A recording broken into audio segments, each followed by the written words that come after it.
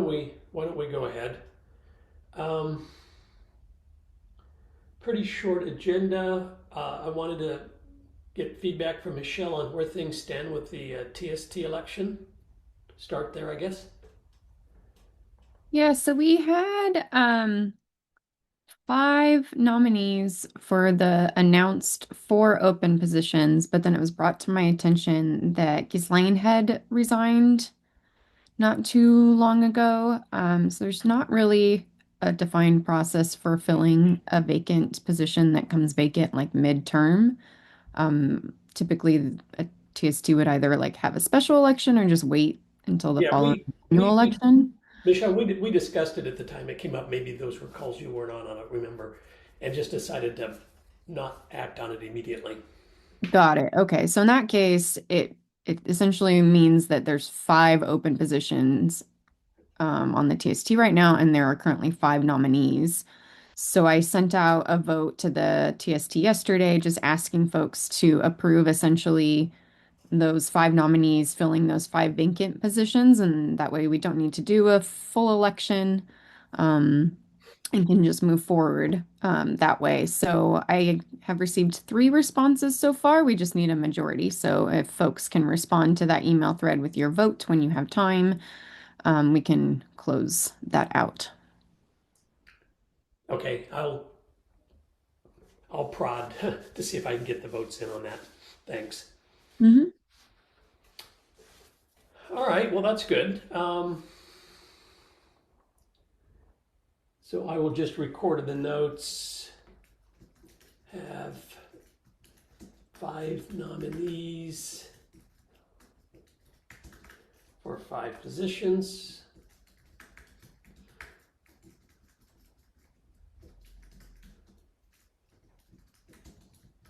Awaiting TST approval.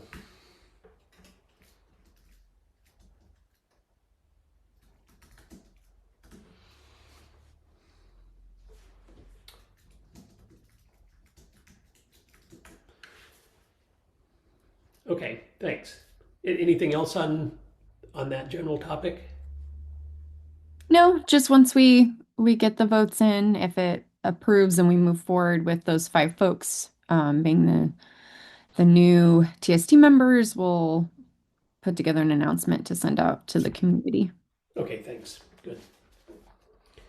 Um, Moving on to infrastructure. Um, the biggest thing that's in progress right now is uh, moving off of various servers off of AWS so that we can eliminate the AWS charges against the Ether budget. Um, I have a call with Eric and some other folks at LF this afternoon. I think we have a plan. I didn't repeat it here, but the gist of it came up. We discussed it a few meetings ago. Let me just go back and remind everyone. We'll shut the VM that's running Jenkins down, and then we will also not spin up any VMs to run tests. That's the bulk of our VM activity.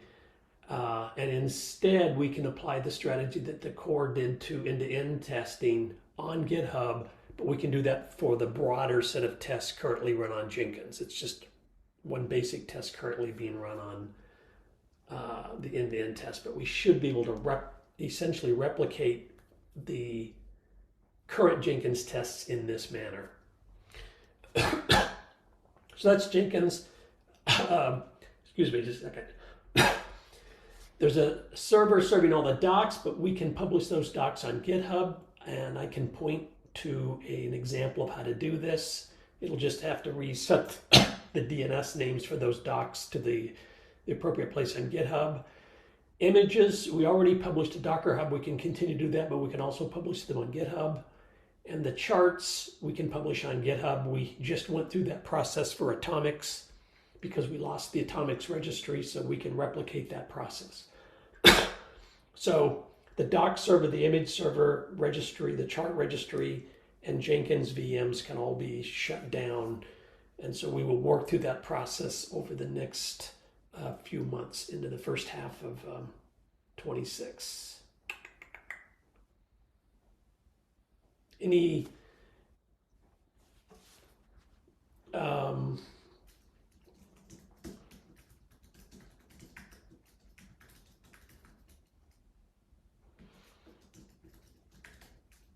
So let me just see the notes from 1028.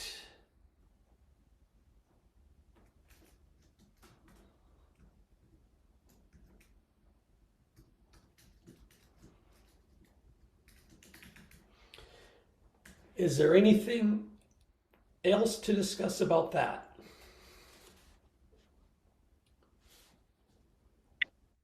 Um, so Larry, what's the meeting with LF? Is to make decisions or to kind of is it an execution plan kind of thing? We're going to put together an execution plan. Yeah, Hmm. I mean, I already, as you know, and I think Eric is certainly aware, we already have an inventory of everything that all the infrastructure that Ether uses, including these two accounts. There's VM for Jenkins and a VM that hosts the Docker registry and so on. um, and so, yeah, we've already got this recorded. We're just going to step through it, and maybe Eric or Michelle can say more to this. This is to get the LF team in sync, I guess is one way to put it. Yeah, good. So you spoke to kind of the moving the various resources off of AWS. Is there anything in here about um, uh, if Eric isn't funded at some point, I mean, that's going to happen sometime next year is the current plan. Like, will the community have all the right access rights to be able to do what is needed? Right. Well, so so this is focused narrowly on AWS, and if once we eliminate AWS, that eliminates a huge source of um, Eric known credentials and so on. Right. Right. So as long as it's in GitHub, then we already have access. That's, I guess, maybe the biggest takeaway. So, Hmm. all right. So that's the first half of it. There are still, and this is the actual where I noted the plan. Once we get done with turning off AWS, we still have the low cost LF services, Wiki, Jira, WordPress. And the working assumption for right now is that we will continue those for the foreseeable future, and we still have an opportunity, perhaps, that you're aware that you're working on to land the Ether project under some umbrella that would continue to pay for these minimal nominal services. Right. All right. And to the extent that's the case, the permission part of it, and that would go for, there's DNS names in GoDaddy as well. We would still need, you're absolutely right, we would still need, maybe I'll just make a note of that here. Still need to make sure community has necessary credentials. And I don't know how that works. I mean, I know how it works on GitHub. I'm sorry, on GoDaddy. I don't know how that works with the wiki and the Jira and so on. Right. I mean, I guess it's either credentials or the right to file tickets with LF to make certain things happen. Like, All right, or right. right. Yeah, I Yeah. think if we're providing ongoing services for the low cost things, then that would probably still work.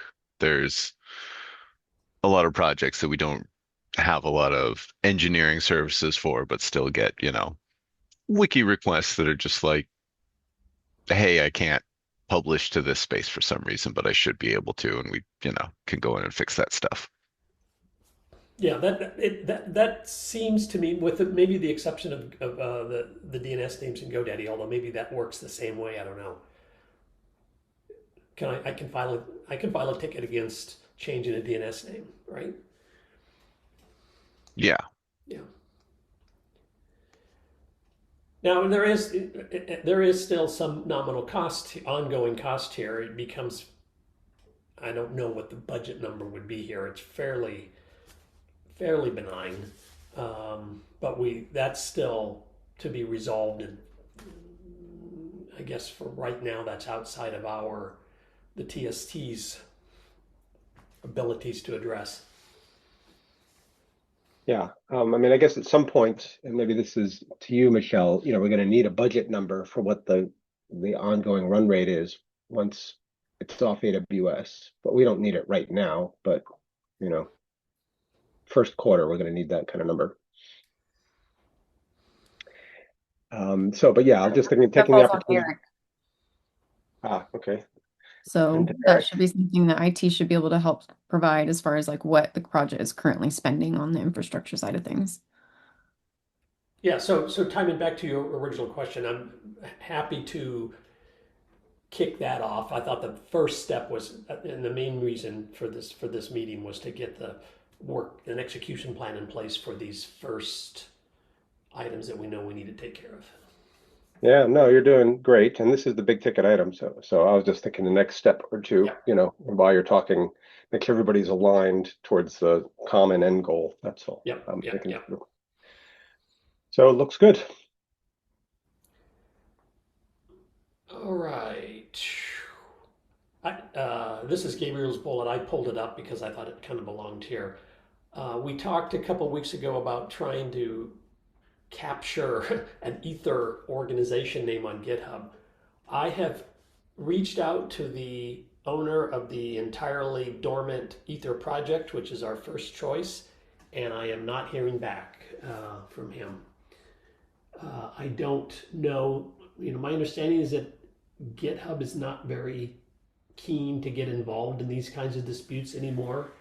If anyone knows otherwise, and how to raise a question with GitHub, I'm happy to follow through on that. But I don't know what else to do on the Ether project.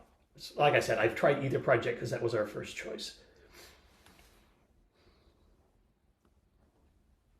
Yeah, they might be able to help with Ether. Ether project has something that's publicly visible, so that's from my conversations with them about similar things before. That's pretty much a no-go if it's not completely empty,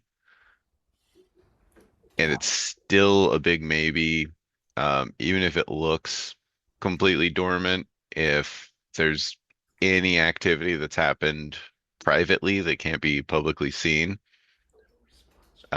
there's still no chance. And I think even if it was completely dormant, they would probably still reach out to the owner first. Or I'll just say little chance. Yeah.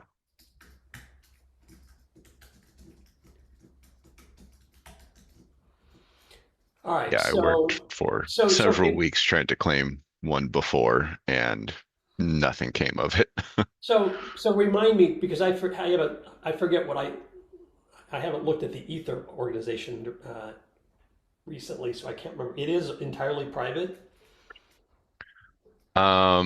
There's nothing showing publicly.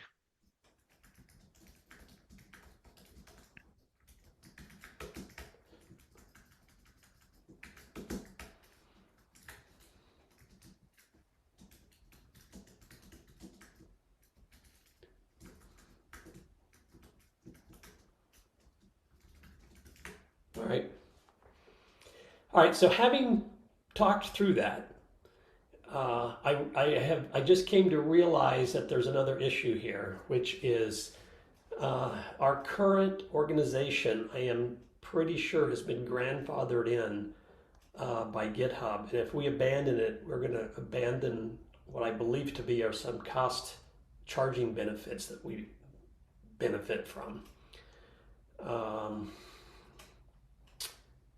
so I think that might, and we're potentially consuming a fair amount of resources through GitHub Actions. So I'm a little concerned about that, and I can't be sure what would happen, but I do remember there being some grandfather. When ONF or ON Lab actually originally got a organizations, it was way early in GitHub days, and we got cut some fairly good deals.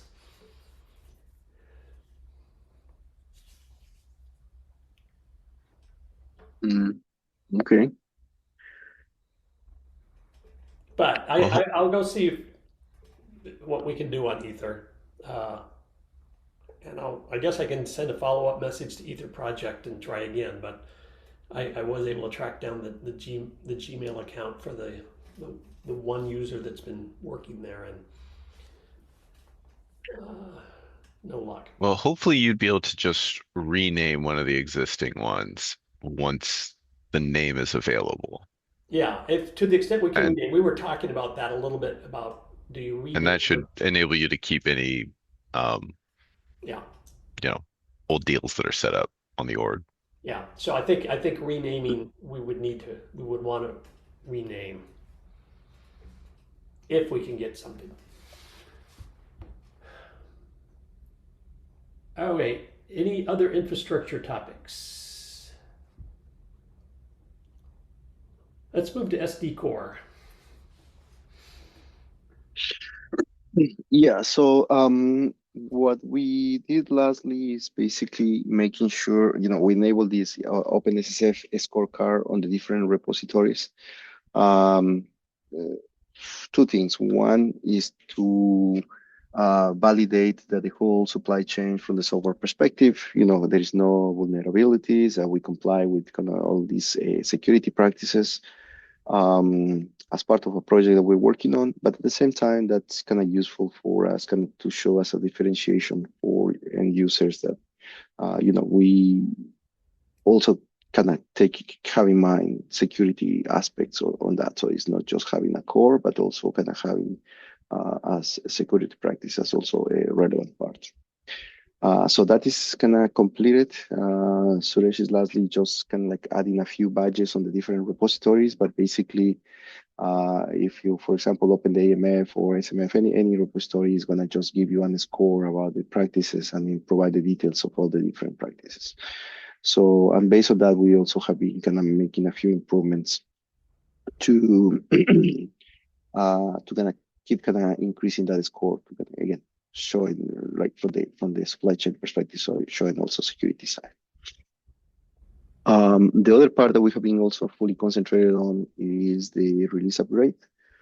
Um, all kind of the network functions are now running on release upgrade, but so now the whole like unit tests, linting, and everything that is self-contained on each network function is up and running, working as expecting, except the PCF component. That's the unit tests that failing because of some specific reasons due to comparison on pointers and all the like full tree of comparisons that goes for, in a given struct. So that's something that I haven't identified, but is not fixed yet. So we're looking for another way to fix that. But in the meantime, since those are kind of just unit tests, we are kind of trying to start running some end-to-end tests. The first thing that we're validating is the caching between the NRF and any other network function. So as a starting point, we have a Web UI, NRF, and AOSF. So we're testing only these three entities because we are having some issues with the NF caching. So we are in the process of addressing those issues to understand what's going on with that. So that's kind of the status on the release upgrade. And then we have a few new contributors that have been kind of making improvements into the UPF. And we have been kind of merging, testing and merging those PRs. I think that's it, at least now. Keeping in mind the last week that it was a kind of short week, so not much great besides that. Do you know where those new contributors are coming from, or what their relationship is? No, I know that based on their GitHub profiles, both of them are in Asia. So one is in India, and the other one I think is from China, moving or going to school in Singapore. So it seems like they are kind of grad students working on Ether. So that's what I know so far. Got it. Thanks. Mm-hmm. Any other questions for Gabriel or discussion points? All right, thank you very much. Let me just note no report from SD. Just one comment regarding the SD-RAN. Yeah. For some reason, I received notifications from the OMEC project, but also I received notifications from the ONOX project, so all the repositories from the ONOX project.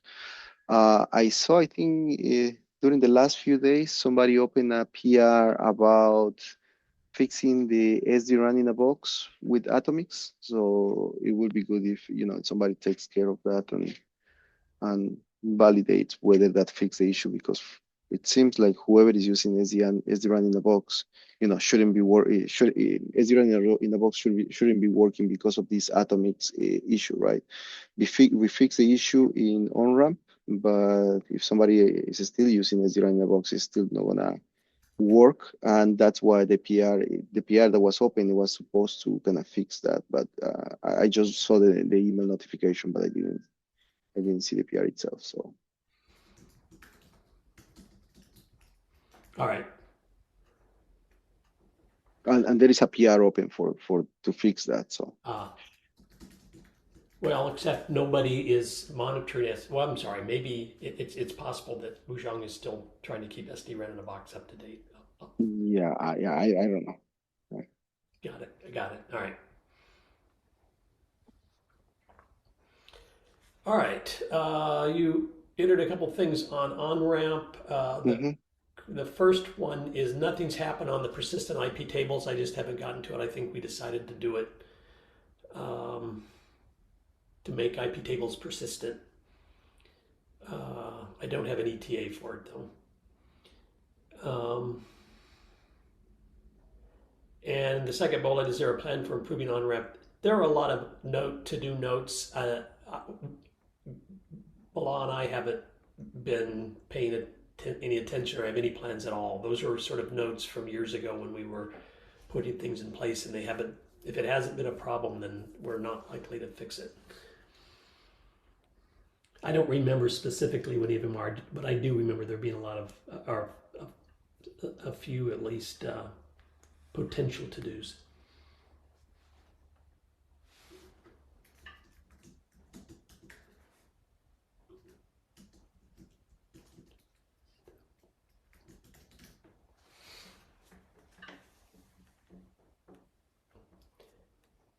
Any other comments on those bullets or any other on-ramp related issues? Or other topics that we have not covered that we need to? Probably just kind of something related to, since the on-ramp repositories are on a different GitHub organization.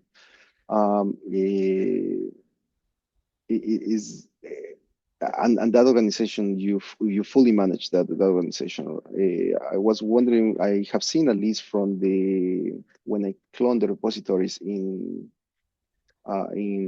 locally, VS Code indicates that there are several, there is no kind of like branch protections and things like that. And the other part also, I was wondering whether you are gonna have any plans to follow what we are doing with the SD core about the OpenSSF score and things like that. Or what is the plan from the maintenance management perspective of the of a open networking lab organization?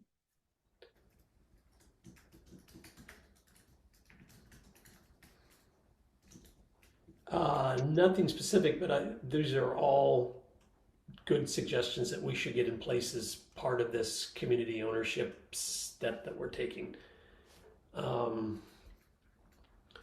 So branch protection. What was the other one that you just mentioned? Oh, the OpenSSF scorecard, for example. Oh yeah.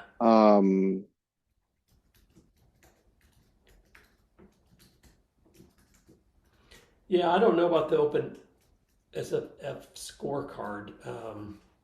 The branch protection is straightforward and needs to be done.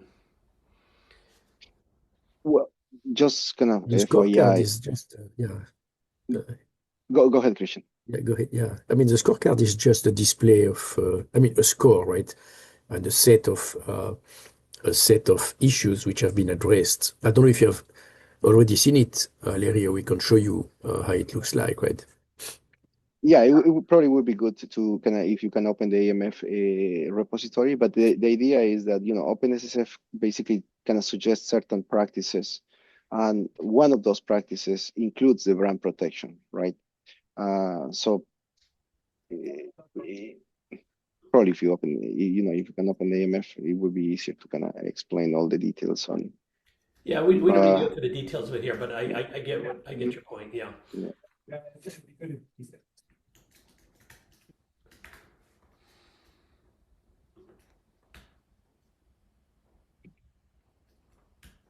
Oops.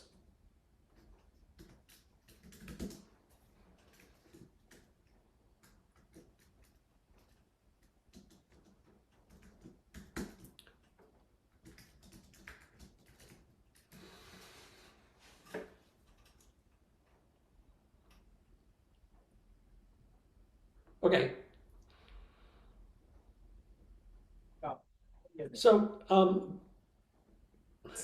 I think we're essentially done unless anyone else has other topics. I wanted to go back to the infrastructure for just a second.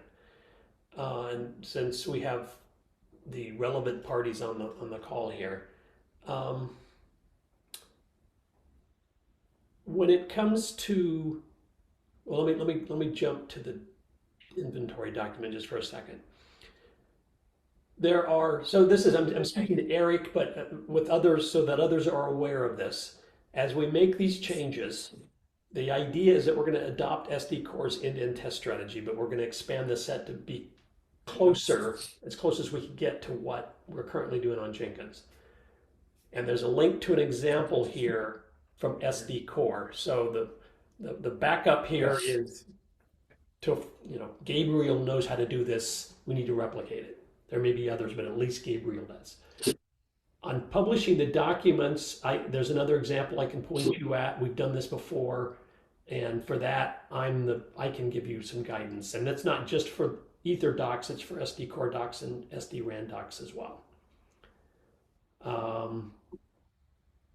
In terms of publishing charts on GitHub, that's something we just did for Atomics, and he's not on the call, but Andy did that, and I can connect you so you have someone that knows how to, that had stepped through that at least once before. Yeah, and I think publishing images on GitHub is pretty straightforward. So I think we have patterns to replicate here and people that have done it before, so we should be in pretty good shape. Yeah, just one comment, Larry, regarding the GitHub, the images getting published in image. So I know that the best images are already getting published on GitHub. I haven't seen how that is done because that was there before I joined the team. But the best they're getting published in GitHub. So great. I didn't have a specific example, but now we do. That's good. And I'll get a link to it, but I just wanted to make note that we have working examples of all of these things. So hopefully there aren't too many complications or surprises. All right, anything else? Got another meeting on the 16th. That's probably the last one this year. Assuming that we have an agenda, we will see you again then. Thanks, everybody. Bye-bye. Okay, thank you. Thank okay, thank you. Okay.